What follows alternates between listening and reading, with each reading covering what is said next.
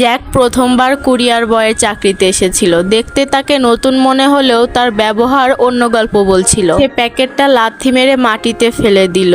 ফুটবলের মতো খেলতে খেলতে সে সেটিকে নিয়ে যাচ্ছিল, এমনকি বাইসাইকেল লাথিও মারলো। এরপর সে লোকটির দরজায় বেল বাজালো। লোকটি দরজা খুলে যখন প্যাকেটটির ভাঙাচোরা অবস্থা দেখলো, তখন জ্যাক সঙ্গে সঙ্গে তাকে একটি কাগজ বের করে দিল। এটি একটি ইন্স্যুরেন্সের কাগজ ছিল।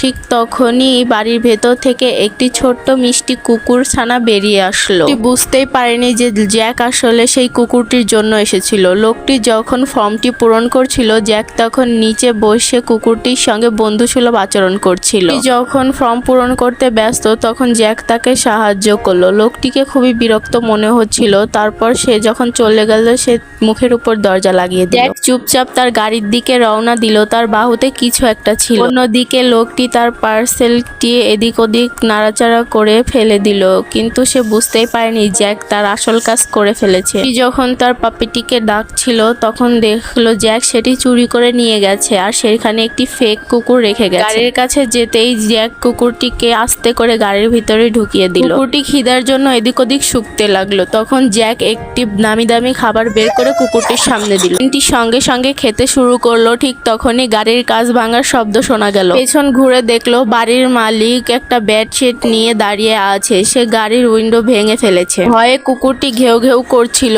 লোকটি পিছনের জানালা ভাঙতে যাবে, ঠিক তখনই জ্যাক তাড়াতাড়ি করে গাড়ি স্টার্ট করে দিল। গাড়িটি ছাড়ার সঙ্গে সঙ্গে লোকটি হামাগুড়ি দিয়ে গাড়ির পেছনে উঠে গেল। সে কোনোভাবেই কুকুরটিকে ছাড়তে চাইছিল। তখন জ্যাকও কুকুরের মতো ঘেউ ঘেউ করতে শুরু করলো আর লোকটি ভয় পেয়ে সেখান থেকে পড়ে গেল। এই সুযোগেই জ্যাক তাড়াতাড়ি করে গাড়ি চালিয়ে দিল। কিছুক্ষণ পর গাড়িটি থামলো। জ্যাকের চোখে তৃপ্তির এক হাসি। মাস হারিয়ে যাওয়া পাপিটিকে সে অবশেষে খুঁজে বের করেছে। এরপর কি হলো সেটা জানতে চাইলে একটি লাইক করে পার্ট 2 লিখে কমেন্ট